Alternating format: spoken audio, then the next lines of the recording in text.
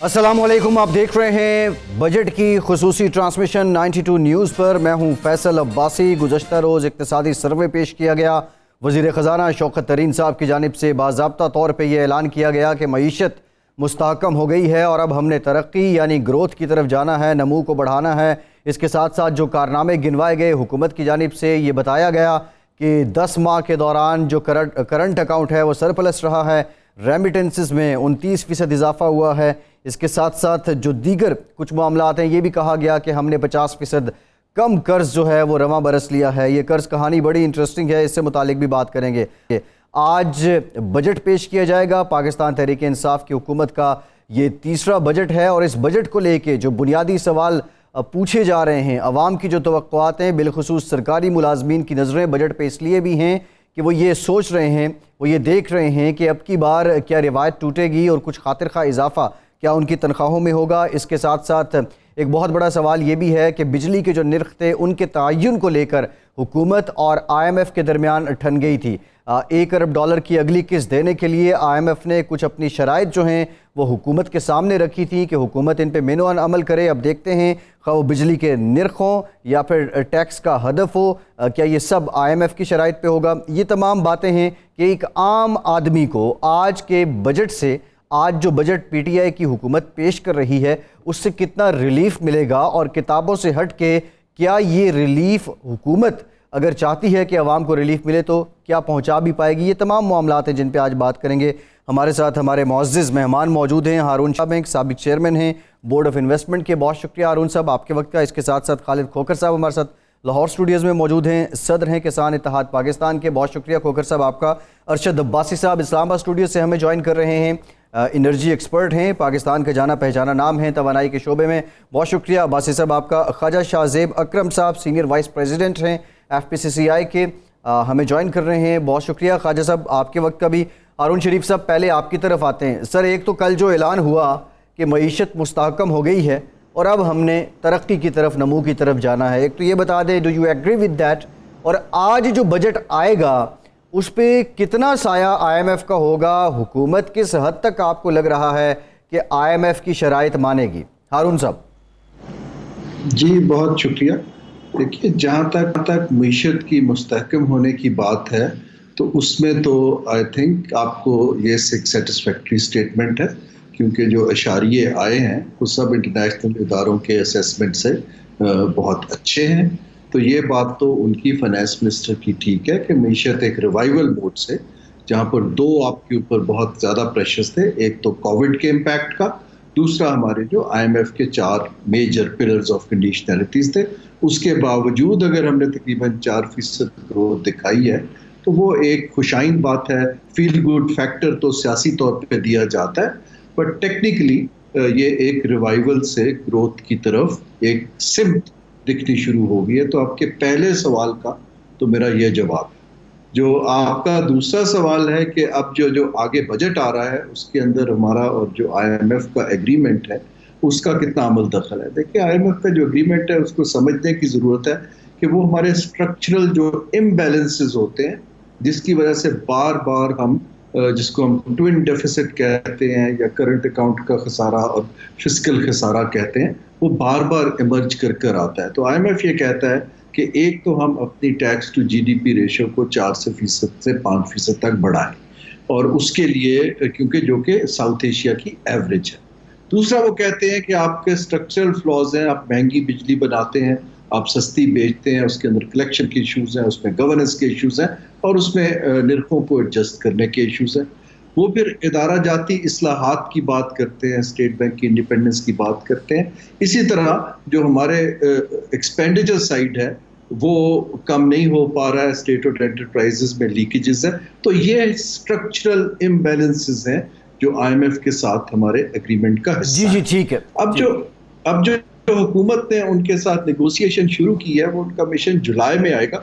वो बजट से पहले जो भी नेक्स्ट 15 दिन की बात हो रही है उसके अंदर 1 या 2 वेवर्स तो मैं एक्सपेक्ट कर रहा हूँ, बट डिटेल्ड टेक्निकल वेवर्स जो हैं IMF के प्रोग्राम में अभी इस बजट में मिलना, ये आई थिंक पहला क्वार्टर जो आएगा अगले साल का ये फैसला। जी बिल्कुल ठीक है। हारून साहब बिल्कुल आपका पॉइंट ऑफ व्यू आ गया। डॉक्टर अकमल हुसैन साहब भी हमारे साथ मौजूद हैं, डॉक्टर साहब thank you very much for joining us. Doctor साहब, एक तो हारून साहब ने जो बात की, और दूसरा अगेन बुनियादी सवाल यही है, वो हारून साहब तो उम्मीद कर रहे हैं कि एक दो शोबे ऐसे होंगे कि जहाँ पे IMF में कुछ रिलैक्स करेगा। आपको क्या लगता है ये जो बजट आ रहा है, इस पे IMF का जो साया है वो कितना गहरा होगा?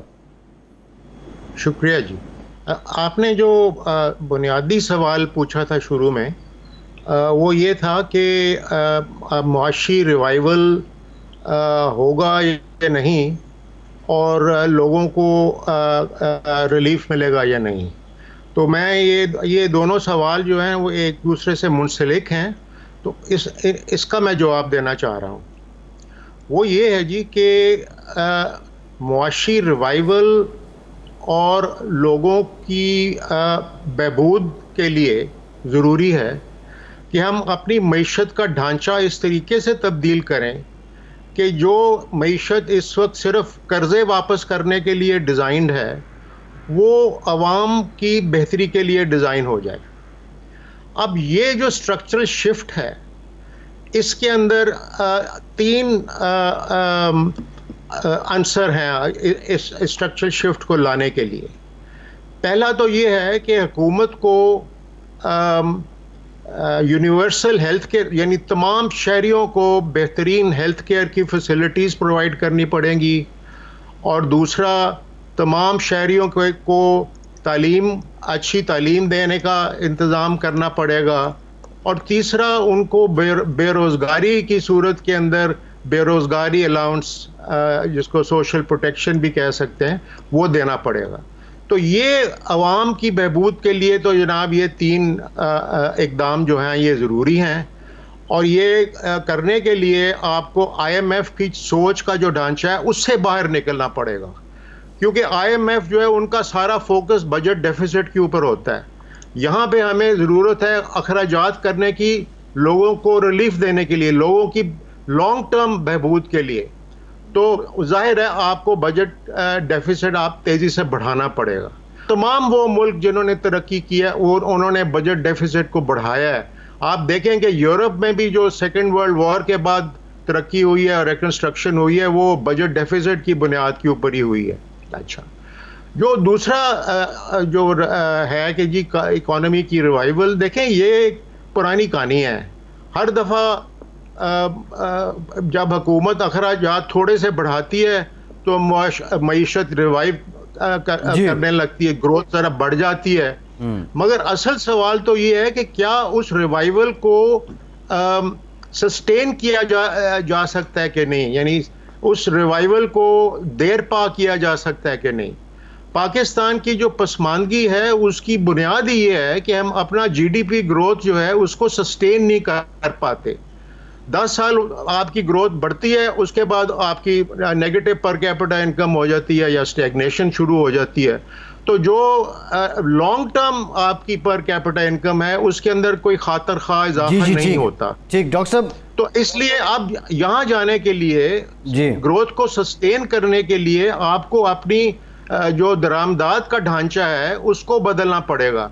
हम जो दरामदाद कर रहे हैं वो लो वैल्यू एडेड, लो नॉलेज इंटेंसिव चीजें कर रहे हैं। जी ठीक है डॉक्टर साहब, एक ब्रेक लेते हैं। डॉक्टर साहब एक ब्रेक लेते हैं, और ब्रेक के बाद ग्रोथ की बात की। एक पॉलिसी दी गई है गवर्नमेंट की जानिब से कि जो गर्दिशी कर्जा है उसको ख़त्म करने के लिए विद सब्जेक्ट टू ग्रोथ होगा। तो ये अरशद अब्बासी साहब से ब्रेक के बाद जानेंगे, हमारे साथ रहिए।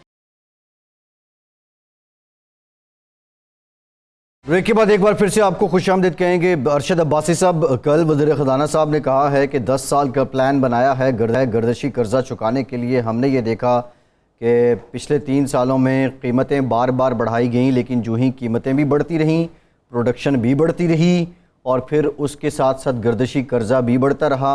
और अभी आलम है कि लोड शेडिंग को लेके लोग जो हैं वो आपके सामने उनका रिएक्शन, और लोड शेडिंग भी हो रही है। तो अब्बासी साहब, ये एक तो ये जो प्लान आया है 10 साल का, इससे मुतालिक बता दें, और फिर ये बता दें कि हम गलती बार बार कहाँ कर रहे हैं। फैसल, बहुत शुक्रिया आपने मुझे दावत दी है। आपकी इस बात का जवाब देने से पहले मैं एक अपना ज़ाती तजर्बा यहाँ पे शेयर करूँगा पाकिस्तान की इकानमी के मुतालिक। मैं इंजीनियर हूँ और इकानमिस्ट नहीं हूँ। 2017 में KPK ने गवर्नमेंट ने एक सेमिनार कहा कि जब एक सेमिनार करना है KPK की मिनरल के मतलब और आपने चेयर करना है। उसके चीफ गेस्ट इमरान खान साहब थे और उस वक्त के जो चीफ मिनिस्टर थे। मेरे ख्याल में हमने एक माह तैयारी की और एक तैयारी के बाद इमरान खान साहब आए। उसमें जो हाईलाइट हुई वो ये हुई कि पाकिस्तान का मार्बल स्टोन इतना है कि हम $5 बिलियन तक इसकी एक्सपोर्ट कर सकते हैं। लेकिन क्या था उस वक्त जी, बिजली नहीं थी, पावर नहीं थी, तो इसलिए सबसे बड़ा फंडामेंटल इशू ये आया। और दूसरा ये आया कुछ ब्यूरोक्रेटिक बॉटलनेक से। अब आपको मैं बताऊं कि एक वो जो TY है, हमारा नेबर है मूडी, 8 साल में उसका marble Indian tiger, Indian green और हिंदू ब्लैक, ये आपकी I9 में मार्केट में अवेलेबल है। और उनकी मार्बल की वैरायटीज़ कितनी है? हार्डली 14 या 15 हैं। पाकिस्तान की वैरायटी 526 हैं। पूरा दिन इमरान खान साहब के साथ लगे रहे। उन्होंने कहा कि जी ये एक सेक्टर ऐसा है कि इसके ऊपर अगर आप थोड़ी मेहनत करें तो पाकिस्तान का ये जो बजट डेफिसिट है, ये हर बंदा जो बात करता है कि हमारी एक्सपोर्ट कम है, इंपोर्ट ज़्यादा है, तो कैसे हो सकता है? तो देखिए आज इनके 3 साल हो गए और मुझे अफसोस से कहना पड़ता है कि जो वादे उस वक्त पर्सनली मैंने 5 एम्बेसडर्स को बुलाया कि उन्होंने कहा जी yes we are ready to buy, लेकिन मसला है कि आपकी फिनिशिंग नहीं है।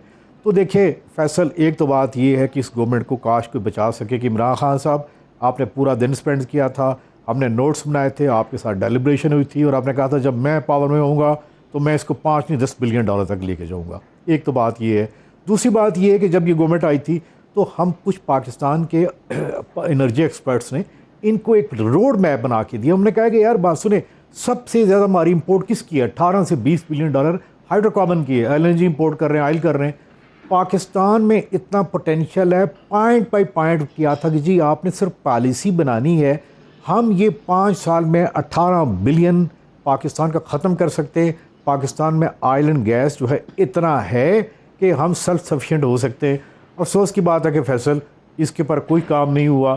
4 दफ़ा सेक्रेटरी से मुलाकात हुई थी, उसके बाद पता लगा कि असद उमर के पास चले गए, ये नहीं हुआ। अब कमिंग टू योर क्वेश्चन, देखिए एक बात ये है कि पाकिस्तान का ये जो सर्कुलर डेट है, ये पाकिस्तान की इकानमी को कहते हैं ना मेक अ ब्रेक, या बनाएगा या गिराएगा। 2200 बिलियन छोटा नहीं है, ये छोटा नहीं है, ये छोटी अमाउंट नहीं है। अब इसके लिए रोड मैप मेरे ख्याल में कई दफ़ा इनको बताया गया कि देखिए नंबर 1 आपने लाइन लॉसेस कम करने, तरीका क्या है? आपने माइक्रोग्रिड लगानी है। फिर आपने उस बंदे को बुलाया जिसने एक गवर्नमेंट ऑफ चाइना की टीम आई थी, उन्होंने कहा था हमने जो लाइन लॉसेस हैं हम आपके हाफ कर देंगे। वो जो लॉस है $2 बिलियन का, आप लॉस हमें बेच दें, 1 बिलियन हम आपको साल का देंगे, 5 साल के बाद हम आपको माइक्रोग्रिड लगा के दे देंगे, आपके लाइन लॉसेस 2% आ जाएंगे। हमारी मिनिस्ट्री में फैसल वो काम नहीं हुआ। इसी बात यह है कि पाकिस्तान के असल जो इशू है वो ये है कि हमने जो पहले LNG के या जो कोल के प्रोजेक्ट लगाए हैं, या जो कहते हैं ना 9000 मेगावाट, बिल्कुल ऐड हुआ है, PMLN का क्रेडिट लेती है, लेकिन क्या जो दूसरे 3 पिलर हैं यानी डिस्ट्रीब्यूशन, ट्रांसमिशन, उस पर काम हुआ है? तो जवाब है बिल्कुल नहीं। जब तक आपकी रोड नहीं बनी, यानी आपके पास गाड़ी तो एक जबरदस्त आ गई है, आपकी हाईवे नहीं है, रोड नहीं है, ये सवाल बुनियादी है। आज भी 22 से ज्यादा नहीं ले सकते। प्रोडक्शन उन्होंने बढ़ाई और जो बाकी 3 पिलर हैं, 3 शोबे थे, उन पे काम नहीं किया। लेकिन अब ये सवाल भी है, 3 साल होने को हैं PTI की हुकूमत को, कि PTI ने कितना काम किया। खैर अब भाई साहब इस पे ज़रा इन डिटेल आएंगे हम। खालिद खोखर साहब काफ़ी देर से होल्ड पे हैं। खालिद खोखर साहब, आप पाकिस्तान के किसानों को रिप्रेजेंट करते हैं। 2 दिन पहले आपकी मुलाकात भी हुई प्राइम मिनिस्टर साहब से। ये बताएं कि इस बार हुकूमत जो है वो खासी खुश है और जो पैदावार हुई है बिलखुसूस हमारी अजनास की, साल के शुरू में हमें इंपोर्ट करना पड़ गया, चीनी भी इंपोर्ट करनी पड़ गई, फिर उसके साथ गंदम भी इंपोर्ट करनी पड़ गई, कपास भी इंपोर्ट करनी पड़ गई। अब जो बम्पर क्रॉप्स आई हैं इसको लेके, और दूसरा बजट में क्या रिलीफ आप लोग चाह रहे हैं? बहुत शुक्रिया जी। पहली बात तो यह है कि हम अल्लाह तबारक व तआला का शुक्र अदा करते हैं कि इस दफ़ा हमारी 5 से 6 फसलें बहुत अच्छी हुई हैं, जिसमें गन्ना है, चावल है, आलू है, मेज़ है, मूंगी की है, यानी कि ये फसलें हमारी बहुत अच्छी हुई हैं। और कुछ एक्सपोर्ट भी बहुत अच्छी हुई है, जिस तरह इस दफ़ा आलू की एक्सपोर्ट 73 साल में सबसे ज़्यादा हुई है, चावल की हुई है, किन्नू की हुई है, मैंगो की हुई है। इसलिए काश्तकार को अच्छा रेट मिला है, काश्तकार खुश है। लेकिन कॉटन में हम बहुत पीछे चले गए हैं। कपास हमारी जो 92 में मैंने काश्तकारी शुरू की थी, हमारी 1 करोड़ 28 लाख बेल थी और इंडिया 1 करोड़ 10 लाख बेल था। उस वक्त इंडिया हमसे बहुत पीछे था। अब हमने इस वक्त, आज हमारी इस वक्त 56 लाख है और इंडिया चला गया 4 करोड़ पे। यही वजह है कि हमारा वैसे सबसे ज़्यादा जो कैश क्रॉप है वो तो कॉटन है। कॉटन में हम पीछे चले गए और कॉटन में पीछे जाने के लिए ये नहीं कि 1-2 साल का कमाल है, ये पिछले 20-30 साल से हमने इस पर काम नहीं किया। दुनिया जदीद टेक्नोलॉजी की तरफ चली गई, बीटी कॉटन की तरफ चली गई, लेकिन हम बीटी कॉटन का जीन किसी अच्छी कंपनी से ना ले सके। चोरी का जीन आया जो क़ुव्वत मदाफ़त खो चुका है। हमारे पास बोलगार्ड 1 था, दुनिया बोलगार्ड 3-4 पे चली गई। अगले साल के लिए हाँ, जो आप बता रहे हैं कि हमें इंपोर्ट क्यों करनी पड़ी, गंदम की इंपोर्ट की आप पिछले 40 साल में देख लें। इंपोर्ट की जो असल वजह है वो ये है, जब आपकी प्राइस इंटरनेशनल प्राइस से कम होगी आप हमेशा इंपोर्ट करेंगे, क्योंकि आपकी गंदम स्मगल हो जाती है। जब आपकी प्राइस इंटर प्राइस के बराबर जो उससे ज़्यादा होती है आप हमेशा एक्सपोर्ट करते हैं। इस दफ़ा हालांकि गंदम की बहुत अच्छी बम्पर क्रॉप है, लेकिन जो स्मगल हो जाती है उसे कोई रोक नहीं सकता। अगले साल के लिए जो हमारे इश्यूज़ हैं वो ये हैं कि हमारी कॉस्ट ऑफ प्रोडक्शन बढ़ चुकी है। हम जो प्राइम मिनिस्टर साहब से हमने रिक्वेस्ट की है कि हमारी कॉस्ट ऑफ प्रोडक्शन को कम किया जाए, हमें रीजन के साथ लेवल प्लेइंग फील्ड दिया जाए। मैं आपको थोड़ा सा मवाजना कर देता हूँ जी कि इस वक्त हमारे यहाँ यूरिया का रेट तकरीबन 1800 के करीब है, जबकि इंडिया में पाकिस्तानी रुपीज़ में को 540 रुपये का है। इंडिया में पिछले DAP का रेट बढ़ा को 2400 पे चला गया इंडियन रुपीज़ में, वो उसको वापस 1200 पे लेके आए, जो पाकिस्तान रुपीज़ में 2400 का बनता है। उनको 2400 की मिल रही है पाकिस्तान रुपये, हमें 5600 की मिल रही है। वहाँ बिजली मुफ्त है काश्तकार के लिए पंजाब में, यहाँ हम बिल अदा नहीं कर सकते। हमारा रेट जो आज से 2 साल पहले 5 रुपये 35 पैसे था, उसको बढ़ा के अब 12-13 रुपये, 14 रुपये, 15 रुपये, 16 रुपये तक रेट आ जाता है, कोई कंट्रोल नहीं है। दूसरी मेन इशू है रिसर्च। हम रिसर्च में बहुत पीछे रह गए हैं जी। हमारी पैदावार बहुत कम है दुनिया से जी। हमने दुनिया को कम्पीट नहीं किया, दुनिया के साथ खड़े नहीं हुए, हमने अपने रिसर्च के इदारों को तबाह किया। हमारा जो रिसर्च का बजट है वो एग्रीकल्चर की GDP खोखर साहब, हम विड्यू रिस्पेक्ट NARC में जब हम जाते हैं वहाँ हम देखते हैं उन्होंने तो एक अलग दुनिया बसाई हुई है। जितनी तहकीक उन्होंने करी ली है, अगर उसी को इम्प्लीमेंट आप लोग करते हैं, अब इम्प्लीमेंटेशन सबसे बड़ा चैलेंज। देखिए मैं आपको अर्ज करूँ, अब वहाँ पे देख लें कि बजट क्या है आपका जी। वहाँ पे आपका जो टोटल बजट है 98% तनख्वाहों में जाता है, रिसर्च के लिए बजट नहीं है। हमारा जो टोटल रिसर्च का बजट है वो एग्रीकल्चर की GDP का 0.18 है, इंडिया 0.4 है, चाइना 0.5 है, ब्राज़ील 1.75 है। हमने उस तरफ बिल्कुल तरक्की नहीं दी। हमने इस सेक्टर के ऊपर हुकूमतों ने इन्वेस्टमेंट नहीं की जितनी इन्वेस्टमेंट करनी चाहिए। पूरी दुनिया में एग्रीकल्चर सब्सिडाइज है, पाकिस्तान में नहीं है। अब आप देखें, हमें पाकिस्तान में एक ही क्रॉप है जिसकी हमें एक्सपोर्ट प्राइस मिलती है, वो गंदम है और गन्ने की इंडिकेटिव प्राइस है। बाकी इंडिया में ले लें, वहाँ पे 27 क्रॉप की एक्सपोर्ट प्राइस है। देखें ना, हमारे पास काश्तकार को यकीन ही नहीं होता कि उसे क्या रेट मिलेगा। खोखर साहब, अब जो आपके डिमांड्स हैं उस पर भी आएंगे। ख्वाजा शाहजेब साहब खासी देर से होल्ड पे हैं। ख्वाजा साहब, FPCCI को आप रिप्रेजेंट कर रहे हैं। कोरोना की वजह से सबसे ज़्यादा जो है वो कारोबारी तबके को लेके बातचीत भी हुई, फिर एक स्मार्ट लॉकडाउन की जो पॉलिसी थी उसने खासा आपको रिलीफ भी किया है। ये जो रवां साल है, आज जो है वो अगले साल का बजट पेश किया जाएगा। इस साल में आपको अभी तक कितनी आसानियां रहीं, और जबकि पूरी दुनिया बंद थी, कोरोना ने हिला के रख दिया और हमारे मुल्क में कारोबार चल रहा था, इसकी वजह से आपकी हलचल तो रही, लेकिन अब इसको रिकवर करने के लिए, कारोबार को मुकम्मल तौर पर रिकवर करने के लिए आप समझ रहे हैं कि अब तक जो हुकूमत पॉलिसी बना रही है उससे आप मुतमईन हैं? बहुत शुक्रिया फैसल साहब।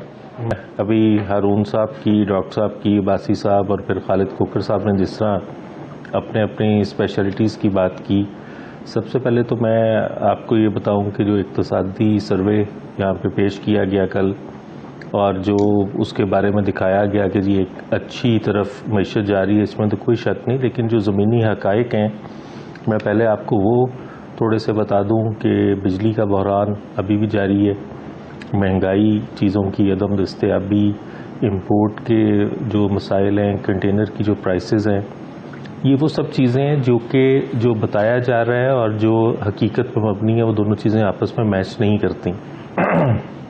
जहाँ तक आप कोविड की बात कर रहे हैं, और जो अभी भी जो आपकी ग्रोथ आ रही है, जो आपकी एक्सपोर्ट बढ़ी है, जो आपके बाकी सारी चीज़ें हैं, उसमें मैं समझता हूँ कि उसमें भी एक बहुत बड़ा फैक्टर जो है वो बांग्लादेश और इंडिया का जो कोविड की वजह से वहाँ के जो हालात हैं और उसकी वजह से जो पाकिस्तान को एक अपॉर्चुनिटी मिली है, उसने वक्ती तौर पर मैं समझता हूँ कि आपकी मईशत को एक सहारा दिया है, आपकी एक्सपोर्ट बढ़ी है, और फर्दर फ्यूचर में और अभी भी FPCCI तो अपना रोल पूरा पेश कर रही है, किरदार अदा कर रही है। हमारी बहुत सारी मीटिंग्स जो हैं वो तरीन साहब से भी हुई हैं, इस सिलसिले में रज़ाक दाऊद साहब से हुई हैं, प्राइम मिनिस्टर से हुई हैं, सब लोगों से हुई हैं। असल प्रॉब्लम ये है कि जो पॉलिसी मेकर हैं जब तक स्टेक होल्डर को साथ शामिल नहीं करेंगे, वो पॉलिसीज़ बना रहे हैं अपने तौर पे वहाँ पे बैठे हुए। जो हर्डल्स हैं बिजनेसमैन को, जो हर्डल्स हैं एक्सपोर्टर को, जो हर्डल हैं इन्होंने यहाँ पे अभी रीजन का कंपैरिजन जो है वो खालिद खोखर साहब ने किया। जब तक आप इंटरनेशनल मार्केट में compete करने के लिए विन विन सिचुएशन किसी भी फील्ड में, चाहे वो किसान हो या इंडस्ट्रिस्ट हो, आप नहीं देंगे, हम अपनी एक्सपोर्ट को और मौजूदा चीज़ों को बेहतर नहीं कर सकते। जी ठीक है, ठीक है। मैं समझता हूँ कि पाकिस्तान की खुशकिस्मती है। मैं 2 मिनट सिर्फ आपके ये लूँगा कि खुशकिस्मती है कि ये जो अभी हमें एडवांटेज मिला है, इसकी कंटिन्यूटी के लिए गवर्नमेंट को चाहिए कि एक्सपोर्टर को और हमें बिजनेस कम्युनिटी को बिठाए और देखें कि कौन से हालात थे जिसकी वजह से एकदम से इतनी ग्रोथ बेहतर हुई है। वरना ये रोशन डिजिटल और यूरोबॉन्ड के जो अभी पैसे आए हैं। जी ठीक है, ख्वाजा साहब जरा इस पे रेमिटेंसेस पे हम आएंगे, हम डिटेल बात भी करेंगे। और उन सब कल जो वज़ीर ख़जाना हैं उन्होंने एक बात और की कि अब की बार शायद जो हमने रेवेन्यू टारगेट रखा था उससे आगे हम सरप्लस हो जाएं, उसमें ज़्यादा हम टैक्स वसूल कर दें। नंबर 1 अगर ऐसा है तो फिर FBR की कारकर्दगी हुए सवाल क्यों उठाए जाते हैं। दूसरी जो सबसे बड़ी बात है कि इनडायरेक्ट टैक्सेस जो हैं वो बढ़ जाते हैं और फिर उसकी वजह से सारा बर्डन अवाम पे आ जाता है। अब की बार आप बता दें, जो हुकूमत कह रही है कि कोई नया टैक्स भी नहीं लगाएंगे, इजाफा भी नहीं करेंगे, लेकिन टारगेट जो है वो सुनने में आ रहा है कि 5800 अरब का होगा, तो ये कैसे फिर अब बोझ जो है वो तो अवाम पे ही जाना है, इनडायरेक्ट टैक्सेस ही बढ़ने हैं, या कोई और आपकी नज़र में मिडल वे है कि जिसके ज़रिए हुकूमत चाहती है कि सांप भी मर जाए और लाठी भी ना टूटे? कि इसके अंदर जो आप एक तो आप स्ट्रक्चरल इशू की बात कर रहे हैं कि इन्हिसार इनडायरेक्ट टैक्सेस पर ज़्यादा है, बिल्कुल है, और ज़्यादातर इकोनॉमीज जब ग्रो कर रही होती हैं तो उसका होता भी है, लेकिन पाकिस्तान का कंसिस्टेंटली है। जहाँ तक टारगेट्स की बात है, देखिए मैं दोबारा अर्ज करूँगा कि हमें ज़्यादा तवज्जो देने की ज़रूरत है कि वो जो टारगेट्स हैं उनका तनासुब GDP के साथ क्या है। देखिए हमारी टैक्स टू GDP रेशो अभी भी 10% के लगभग है, तो बहुत कम है। तो एक्चुअली तो हमें टैक्स बेस को बढ़ाना है, स्ट्रक्चरल चेंजेस करनी है, लेकिन हुकूमतों के लिए आखिरी 2 सालों में ये मुश्किल हो जाता है। तो शौकत तरीन साहब ने 3-4 बात की है, उन्होंने स्ट्रक्चर बदलने की बात नहीं की है, उन्होंने अप्रोच को चेंज करने की बात की है कि हम हरेसमेंट नहीं करेंगे, हम सेल्फ असेसमेंट में जाएंगे, हम एग्जिस्टिंग टैक्स पेयर के ऊपर ज़्यादा बर्डन नहीं डालेंगे। अब ये सारी चीज़ें जो हैं ये पहले भी ट्राई आउट हो चुकी हैं, लेकिन अभी मुझे अब ये जो है पहले दूसरे क्वार्टर की जब कलेक्शन आएगी तो ट्रेंड नज़र आएगा। हिस्टोरिकली तो इन चीज़ों के ऊपर पाकिस्तान की कलेक्शन जो टारगेट है वो मुझे हायर साइड पे नज़र आ रहा है। इसके अंदर जो FBR का इशू है, आई थिंक वो मैं सपोर्ट करता हूं कि अगर गवर्नमेंट जो है वो ज़्यादा एम्फसिस ऑटोमेशन पे करे, जितना हम ह्यूमन टच कम कर पाएंगे, पूरी दुनिया के टैक्सेस आप कहीं भी बैठ के पे कर सकते हैं। तो आई थिंक ये जो हरेसमेंट का और करप्शन का और इनएफिशिएंसी का एलिमेंट है वो कम होता जाएगा। हाँ, जहाँ तक अगर GDP हमारी बढ़ रही है और प्रोजेक्टेड है कि 4 से 5% के दरमियान रहेगी, तो फिर टैक्स टू GDP रेशो भी बढ़नी चाहिए। बहुत अच्छी मैंने सजेशन कॉन्क्रीट सुनी है एग्रीकल्चर सेक्टर के ऊपर कि रिसर्च में इन्वेस्टमेंट करें, उनको लेवल प्लेइंग फील्ड दें। देखिए एग्रीकल्चर का सेक्टर का आउटपुट बढ़ा के ऑब्वियसली, लेकिन एग्रीकल्चर सेक्टर को ये भी देखना है कि उनकी कंट्रीब्यूशन टैक्सेस में कितनी है। देखिए अगर इनकम के ऊपर ये बड़ा इंपॉर्टेंट पॉइंट है हारून साहब। ये खालिद खोखर साहब से हम जानेंगे कि एग्रीकल्चर जो सेक्टर है वो कितना कंट्रीब्यूट कर रहा है। एक ब्रेक लेते हैं और ब्रेक के बाद डॉक्टर अकमल साहब से ये भी जानेंगे, यहाँ ज़मीनी हक़ाइक़ की बात हुई, ज़मीनी हक़ाइक़ की मुआशी शारियों के साथ कितने मिल रहे हैं, कितनी ममासलत नज़र आ रही है, ज़रा ब्रेक के बाद जानेंगे। हमारे साथ रहिए।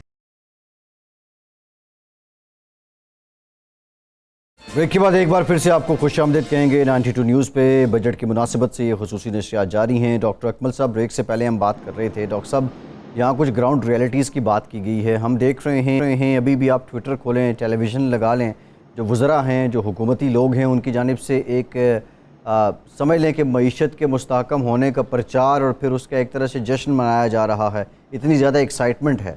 लेकिन जो ज़मीनी हक़ाइक़ हैं, हम गुरबत की बात करें, आम लोगों की बात करें, बेरोज़गारी की बात करें तो उन लोगों की कुछ उम्मीद भरती नज़र नहीं आती है।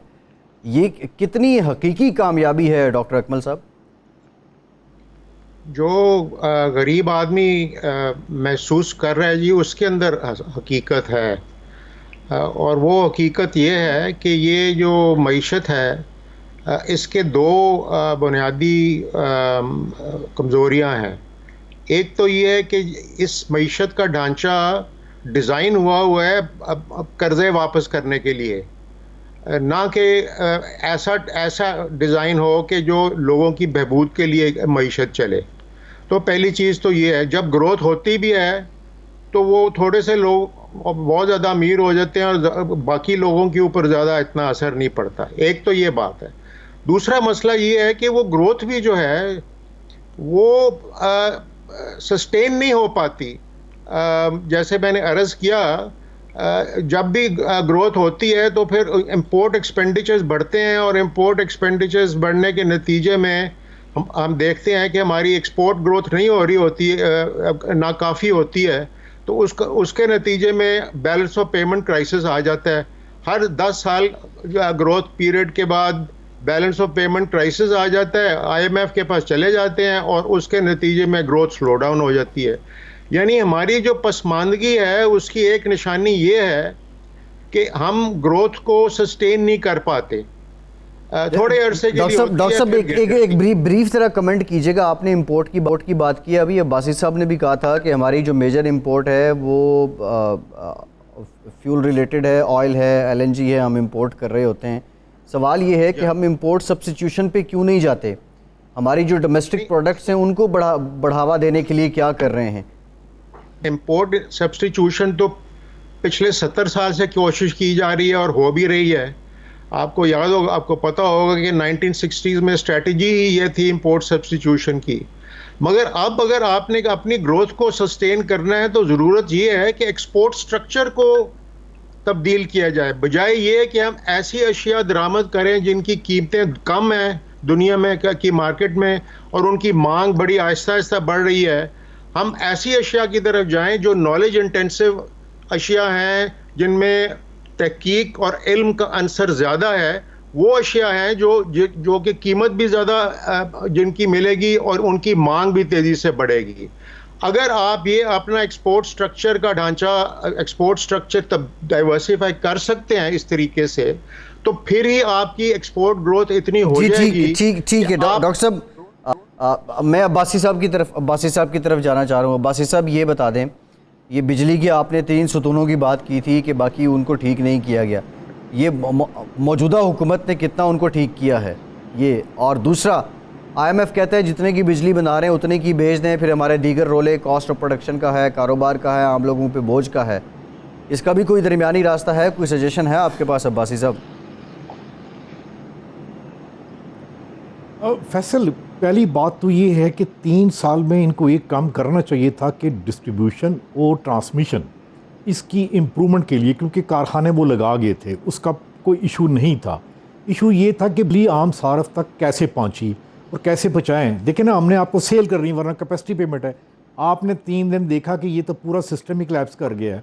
हम 22,000 मेगावाट से ज़्यादा तो ट्रांसमिट ही नहीं कर पाते। और दूसरा, तरह तरह की बातें आ रही हैं कि जी तरबेला नहीं थी, दिस इज ऑल रेडिकुलस। एक बात। दूसरी बात है कि कास्ट ऑफ प्रोडक्शन कम करनी है।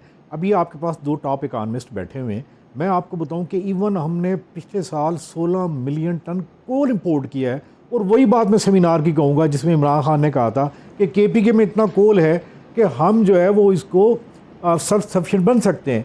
देखिए, आज कास्ट ऑफ प्रोडक्शन 9 रुपये हमारी आ रही है कोल से, 12 रुपये आ रही है LNG से।